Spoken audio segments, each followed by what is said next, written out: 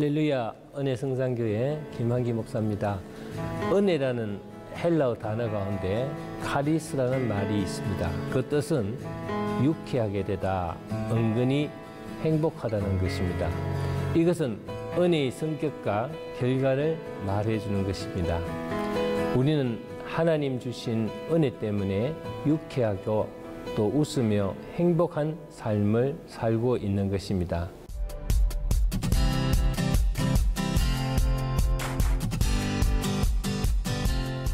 기분 좋은 일도 별로 없고 유쾌한 일도 별로 없고 웃을 일도 별로 없는 세상이지만 하나님의 은혜로 살아간다면 기쁘고 행복한 인생을 살아갈 수 있습니다.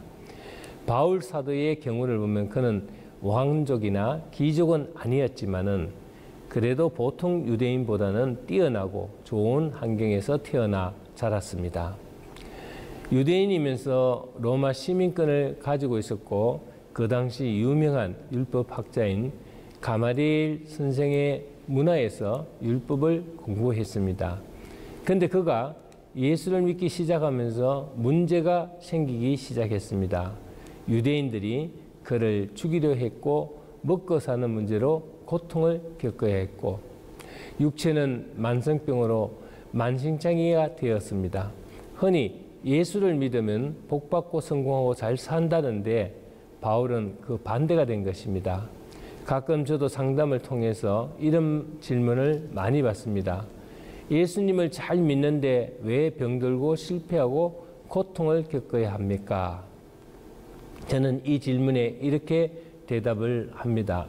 첫째로 성경이 말하는 축복은 건강과 성공만이 아니라 영혼이 잘 되는 것이라고 답합니다.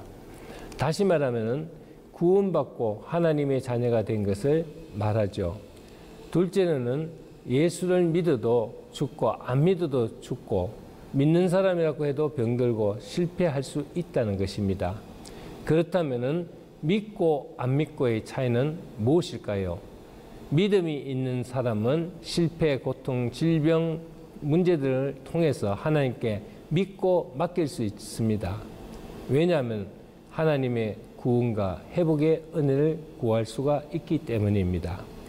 그러나 예수를 믿지 않는 사람이나 믿음이 없는 사람들은 실패와 질병과 고통 같은 삶의 위기가 오면 그것이 인생의 종점으로 생각하고 절망하고 좌절하고 맙니다. 제가 아는 어느 여전도사님은 고압선에 감전이 되어서 왼팔과 왼손 하나만 남겨놓고 팔다리를 모두 다 절단하고 오뚜기 같은 그런 모습으로 겨우 살아가게 되었습니다. 병실에서 그녀는 자살을 해버렸고 가전애를 다 써보았지만 번번이 실패하고 말았다고 합니다. 병상에서 그녀는 어느 날 어디에선가 흘러나오는 찬송가를 듣다가 영감을 받았다고 합니다. 너의 남은 한 손과 입으로 나를 위해 찬송하라는 주님의 음성을 듣고 그때부터 찬양 사역자로 활동하며 휠체어를 타고 전국 각지에 다니면서 찬양을 하면서 간증을 하는데 그녀를 초청하려는 교회가 수도 없이 많았습니다. 가는 곳마다 하나님의 살아계심을 증거하고 하나님께 영광 드리는 귀한 사역자로 거듭난 것이죠.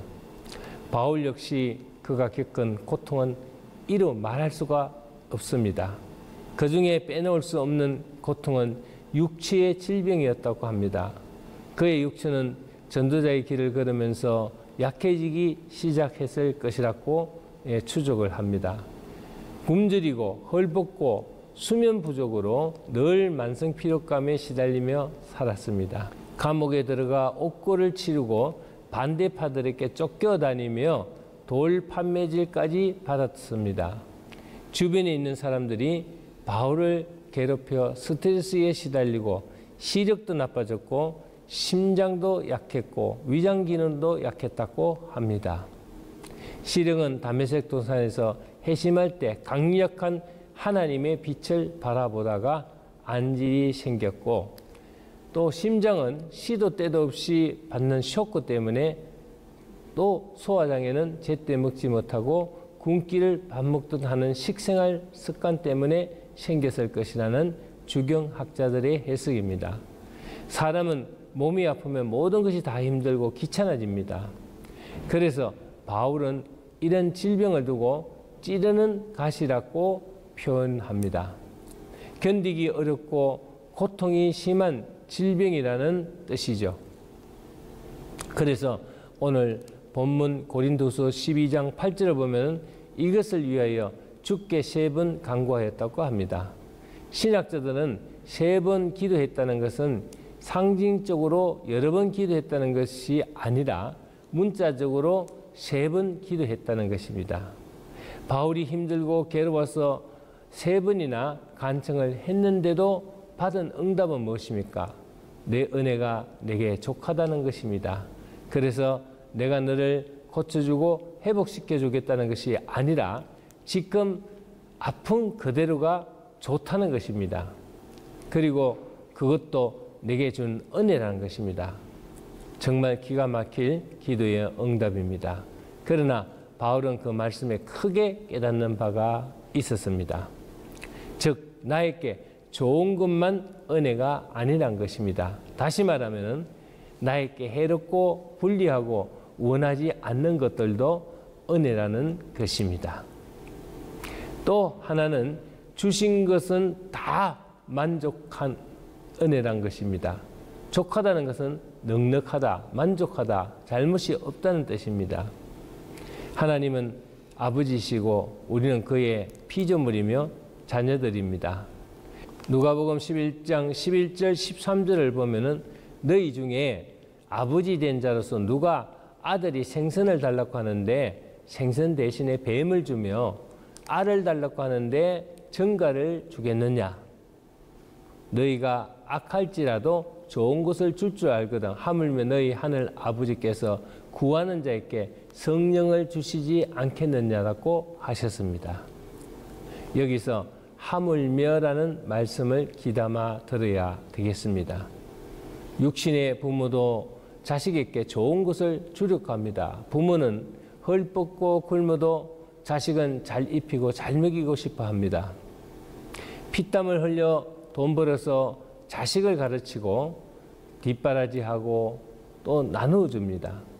그래도 자식들은 고마워할 줄 모르지만은 부모는 더 주고 싶어 하는 것이죠. 하물며 하나님 아버지께서 더 좋은 것으로 주시지 않겠느냐는 것입니다. 바로 이것이 우리에게 베풀어 주신 은혜 중에 은혜입니다. 지난날 되돌아보면 무엇 하나 하나님의 은혜가 아닌 것이 없습니다. 우리는 이런 은혜를 잊어버려서는 안 됩니다. 항상 받은 은혜를 감사하게 여기는 하나님의 참된 자녀가 되어야 합니다. 우리는 바울이 드린 기도와 받은 응답을 통해 교훈들을 발견해야 합니다. 그것은 내가 원하는 응답과 하나님의 응답이 다르다는 것입니다. 다시 말하면 하나님 계획과 내 계획이 다르고 하나님의 뜻과 내 뜻이 다르다는 것입니다.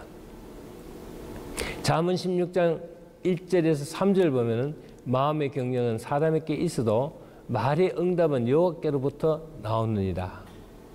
사람의 행위가 자기 보기에는 모두 깨끗하여도 여호와는 심령을 감찰하시느니라. 너희 행사를 여호와께 맡기라. 그리하면 내가 경영하는 것이 이루어지리라고 했습니다.